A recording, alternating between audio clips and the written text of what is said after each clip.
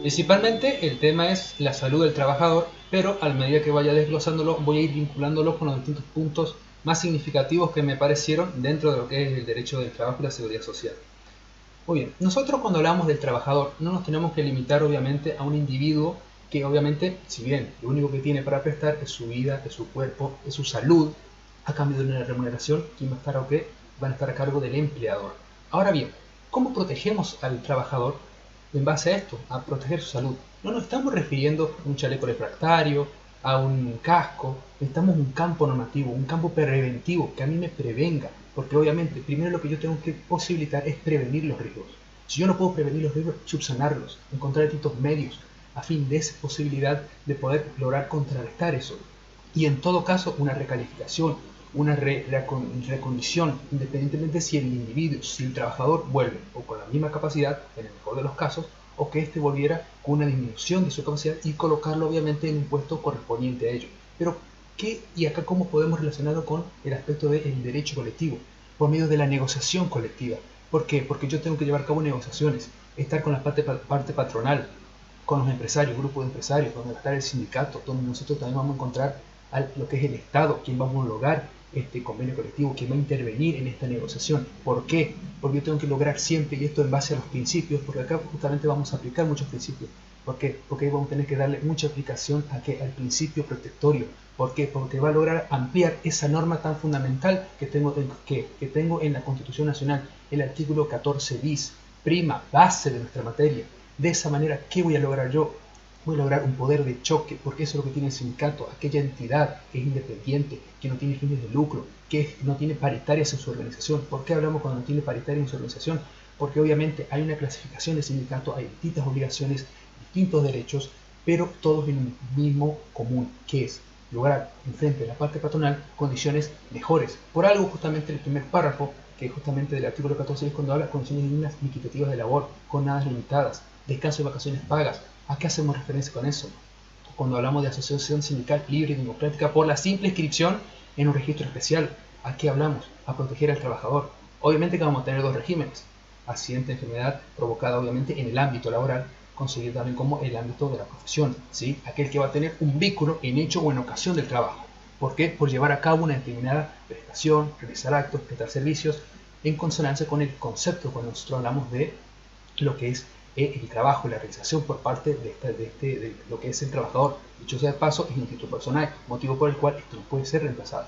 Claro está que no es de carácter obligatorio, nadie va a obligar, porque eso también es una parte que sale del artículo número 17 de la Constitución Nacional. Ningún trabajo es exigible. ¿Qué quiere decir esto? Que si bien por un lado vamos a tener a la parte trabajadora, también por otro lado vamos a estar la parte del empleador. Y ahora bien, ¿cómo puede contribuir en esto el trabajador? ¿Y cómo, de qué manera el empleador? Esto está, y lo vamos a relacionar también con el deber de justamente colaboración, solidaridad, buena fe. ¿Por qué? Porque justamente las dos partes deben conocer su rol dentro de esta comunidad estable de personas que va más allá de una mera relación de dependencia, donde lamentablemente en el derecho individual vemos que hay un desequilibrio. Plasmarlo de esta manera. ¿Cómo? El trabajador tiene que justamente hacer los test correspondientes, el estado de salud, debe capacitarse, debe llevar a cabo justamente cuestiones que vayan dentro del desenvolvimiento del establecimiento del empleador, como cuidando justamente los avisos, los carteles, poniendo justamente un aspecto tan importante como el ART, justamente que si este no tuviera, tiene que exigir al empleador que se afilie, debe, si no, en comunicar a la superintendencia de seguros respecto de la comisión si este no se afilie, porque puede haber ocasiones donde justamente este carezca y tiene derecho a un RT, tiene derecho a conocer los riesgos que tiene, a unas condiciones, cuando hablamos justamente en el artículo 14 bis, condiciones dignas y equitativas de labor.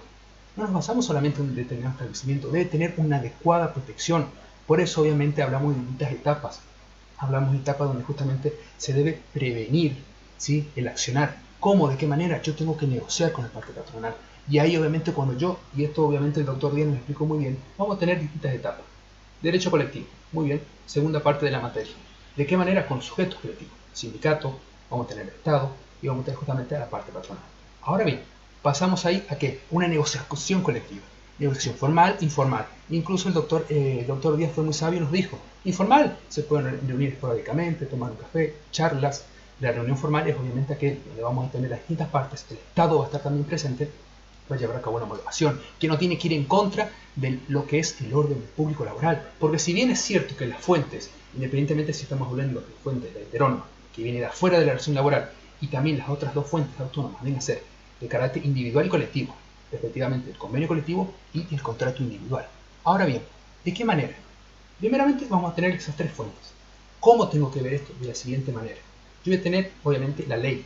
Yo, en base a eso, va a tener un piso mínimo. Es de carácter de imperatividad. ¿Qué quiere decir? Yo no puedo, en el límite para arriba, siempre en beneficio de quién? En beneficio del trabajador. Seguidamente, en el segundo escalón, vamos a tener quién? El convenio. Yo puedo llevar a cabo, mejorar esas posibilidades. Es un derecho, es un contrato colectivo instrumental. ¿Por qué? Porque va a nutrir todas aquellas falencias que se encuentran dentro del derecho prácticamente del derecho individual. Y acá justamente tiene una función residual. ¿Qué quiere decir eso?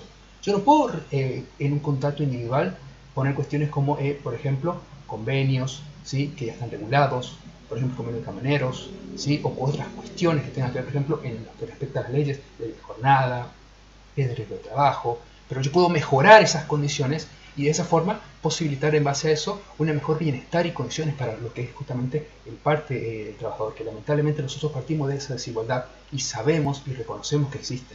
Ahora bien, ¿alcanza con eso? La realidad es que no alcanza, porque acá es donde entra un tercer eslabón. Derecho individual, yo reconozco que hay una desigualdad. Derecho colectivo, intento paridad esa desigualdad. Y a su vez va a intervenir alguien más, que es justamente no todo lo que es el Estado, pero también puede ser el Estado, puede ser el empleador, el propio trabajador, hasta donde pueda, dentro de su cobertura. ¿Qué quiero hablar con eso? La seguridad social, que es aquella medio instrumento que va a brindar el Estado, que va a brindar a la comunidad, a aquel conjunto de personas, ante una contingencia, un hecho que no se haya podido prever, no se haya podido determinar, ¿sí? Y que me va a posicionar a mí ante un aspecto que me puede afectar a mí, a mi vida, a mi salud, cuestiones de indigencia, ¿sí? Y ahí operan un sinfín de principios que vimos con el doctor la clase pasada, por ejemplo, de unidad. ¿Qué quiere decir de unidad? Yo tengo tres aspectos: el legislativo, el administrativo y el financiero. Legislativo, muy bien, yo voy a sancionar una ley, una norma que proteja, que garantice determinados beneficios y derechos a la parte del trabajador. Yo necesito que justamente acá vamos a tener un aspecto que es los límites dentro de lo que es las facultades del empleador, los poderes que tiene, que es justamente el control administrativo. Es decir, yo tengo que controlar que se aplique la normativa que va a beneficiar a mi trabajador. Y la tercera, un sustento financiero, que acá lo podemos relacionar con el aspecto del seguro y el autoseguro. Bien dijo usted en una de las clases cuando dio esto, que es uno de los aspectos más costosos y que obviamente quien se quiera adherir tiene que reunir ciertos requisitos establecidos por la ley, poder cumplir con esa prestación, tener una solvencia financiera lo suficientemente oportuna y que obviamente la Superintendencia de Seguros va a ser la que controle esto. Ahora bien, nosotros hablamos del trabajador, hablamos de la solvencia dentro de lo que es la seguridad social y ahí tenemos que hablar también de otra cosa, la unidad. Hablamos de la integralidad, debe ocurrir lo más que se pueda posible sin distinciones, aunque lamentablemente dice Adrián Goldín que va a haber distinciones en aquellos casos mayor o menor cobertura del aspecto económico. Otra de las cuestiones, tiene que haber una subsidiariedad, tiene que haber una solidaridad, el Estado tiene que también intervenir, tiene que también ver veedor de estas condiciones a fin de que justamente permita de esta forma una correcta protección. En base a eso nosotros vamos a darnos cuenta que en los tres eslabones, el aspecto individual, tengo principios, tengo normas, tengo técnicas, tengo fuentes, ¿sí? Más la fuente, una de las fuentes más primordiales, las fuentes clásicas del artículo 14 bis, cuando me habla y me dice, por ejemplo en el segundo párrafo, me dice a mí, bueno, queda garantizado los gremios, llevar a cabo ¿qué? Convenios colectivos de trabajo, recurrir a la conciliación y el arbitraje y el derecho a huelga. Caso Orellana. Muy bien. Dicho sea de paso, el doctor Díaz nos dijo y nos enseñó que el caso huelga lo podemos encontrar también en Adrián Goldín como una suspensión de ciertos aspectos del contrato. ¿Por qué? Porque si bien es cierto que no va a percibir remuneración, es la naturaleza propia de ese acto. Sin embargo, va a percibir remuneración en dos excepciones. O porque haya estado establecido en una ley, un convenio colectivo, o porque también haya sido justamente la huelga por consecuencia o responsabilidad del empleador. Ahora bien, en el caso Orellano es muy importante, ¿por qué? Porque el caso Orellano contra correo oficial, llevado a cabo sobre juicio sumarísimo, a este lo despiden, ¿sí? ¿Por qué? Porque justamente él, ¿qué quería llevar a cabo? Reconocer sus derechos, justamente recurre a esta acción. Pero ¿cuáles fueron los distintos fundamentos que pasaron en contra de él? Decían que era un aspecto de tensión entre trabajador y empleador y que repercutía en quién, en los que van a consumir, en los consumidores y usuarios. Ahora bien, ¿por qué es tan importante? Y acá voy a entrar un poco más de lleno en el derecho colectivo. ¿Por qué esto no es así? Por una simple razón y que usted nombró muy bien. El artículo 14 bis en ningún momento, en su segundo párrafo, hace una distinción de asociaciones con personalidad gremial y aquellas que son las simplemente inscritas. Es la ley de asociaciones sindicales, la 23.551, la que hace esta distinción. Obviamente que acá, y ahí también después podríamos entrar con el caso ATE, acá no hay una diferencia de realidades jerárquicas. Acá tenemos que hablar más de derechos. Solamente se tiene que limitar a ese aspecto, ¿sí? No podemos dejar, y esto también iba en contra, por ejemplo, en este caso ATE, con lo que era el convenio colectivo, reconocido por el convenio, en verdad, el convenio de la naturaleza de aspecto internacional, que era la OIT. Obviamente otra de nuestras fuentes rectoras, ¿no? Y ahí justamente nosotros no podemos ir en contra de esto. ¿Por qué? Porque la libertad sindical tiene que ser la posibilidad de afiliarse o no, tener ese derecho. Y ahí obviamente podemos encontrar en el caso de ATE este aspecto tan fundamental, que obvio repercute también en este caso Orellano, porque en el caso Orellano, ¿qué tiene que decir? A partir del año 1949, en el cual se incorpora este artículo tan importante, viendo obviamente de aquellas constituciones anteriores, ¿no?, tan ambiciosas, pasamos de una constitución meramente que más tanto liberal, más social, más humana. Reconocemos al trabajador en sus diversas formas, de carácter imperativo. Este artículo 14 bis tiene un mandato. ¿Qué es ese mandato? Trabajo decente en sus diversas formas, proteger al trabajador.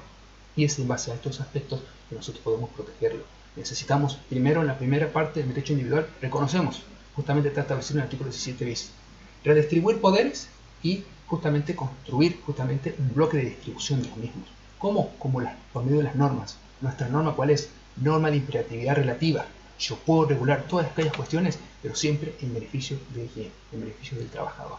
Y ahí justamente quiero enlazar con esto que hablé anteriormente, de las enfermedades. No basta solamente con una protección, justamente de un casco, un chaleco, un artefacto que me impida justamente protegerme de esto, sino también un ámbito normativo. Y ahí justamente tenemos esas dos leyes, esos dos ámbitos, tanto la LST como justamente la ley de riesgo de trabajo. En la LST más profundamente están en sus artículos 208 al 213 respectivamente. Y también algo que me interesó mucho dentro de lo que es el apartado de la negociación colectiva, nosotros, muy bien, negociamos, llevamos a cabo la evaluación, interviene el Estado, ¿sí? También el Ministerio de Trabajo, quien va justamente a homologar, siempre con los requisitos correspondientes, la acreditación de la personería y quienes intervinieron, el ámbito de aplicación, la ultraactividad, que vi que nadie nombró. ¿Qué es la ultraactividad? La ultraactividad es, yo tengo un convenio, está vigente, va a venir un nuevo convenio, hasta que este convenio no esté vigente, yo no puedo retroceder en el otro. Es decir, también esto podemos relacionar, por ejemplo, con los distintos principios, por el principio protectorio. ¿Por qué? Porque si se supone que yo tengo una negociación colectiva, tengo un convenio colectivo, yo quiero favorecer a las partes, no tengo que perjudicar. Entonces, a partir de ese momento va a entrar en vigencia ese nuevo. ¿Por qué? Y ahí podemos hablar justamente del principio protectorio. Justamente de un ejemplo. Por ejemplo, los trabajadores que estén afiliados, que estén reconocidos en este convenio, estén protegidos por lo mismo, van a tener una escala salarial vigente. Si yo saco de vigencia eso, ¿qué es lo único que van a tener? El salario mínimo vital y móvil. ¿Qué es el salario mínimo vital y móvil? Aquel que está sacado, exento de las cargas, por ejemplo, de familia y que es propio, neto del trabajo.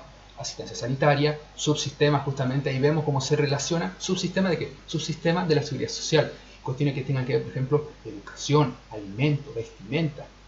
Justamente esto nos va a permitir justamente relacionarlo con el seguridad social. ¿Por qué? Porque justamente vamos a tener dos tipos de salario. Justamente aquel que viene del aspecto laboral. Yo recibo una contraprestación, una remuneración a cambio de un trabajo que yo lleve a cabo. Y el aspecto de la seguridad social va más allá. ¿Por qué? Me va a permitir a mí justamente los sustentos que nombré anteriormente. Y ahí tenemos los subsistemas. VGES, ya tenemos SIPA, Sistema Integrado de Previsión Argentina. Tenemos el aspecto, por ejemplo, de la asistencia sanitaria, tan reconocido con el aspecto del COVID. ¿Sí? Otro de los aspectos también que tenemos que relacionarlo es, por ejemplo, cuando nosotros hablamos de las cargas de familia, venga a ser el progresar, cuestiones que tengan que ir más allá, ¿sí? Y me va a necesitar a mí un mayor sustento. Por eso siempre se relaciona el aspecto del salario, el aspecto del principio, la jornada de descanso. Soy un ser humano, yo tengo que descansar, yo tengo que tener un descanso entre jornada y jornada, un descanso endomanario, sábado inglés, conocido también como un descanso que se lleva a cabo entre las 13 horas del día sábado hasta el día de las 24 horas del día domingo. Entonces yo tengo horas de vacaciones que son de carácter obligacionales y que no son de forma de transacción, a menos justamente que se haya llevado a cabo el despido. Y obviamente ahí vemos las distintas formas de extinción del contrato, tenemos el despido indirecto, tenemos la renuncia, que en la renuncia nosotros vamos a poder reconocer el aguinaldo, el salario, vacaciones proporcionales, y el despido indirecto va a dar a más condiciones establecidas en el artículo 233, 232 y 245, que es justamente la indemnización. del preaviso que se omite, la indemnización de la integración de los días dentro del mes de despido cuando el preaviso no se lleva a cabo el primer día del mes, y la por antigüedad que está establecida en el artículo 245, un mes de salario por cada año de servicio o mayor a 3 meses. De esta forma, profe, intenté englobar todo lo que pude de la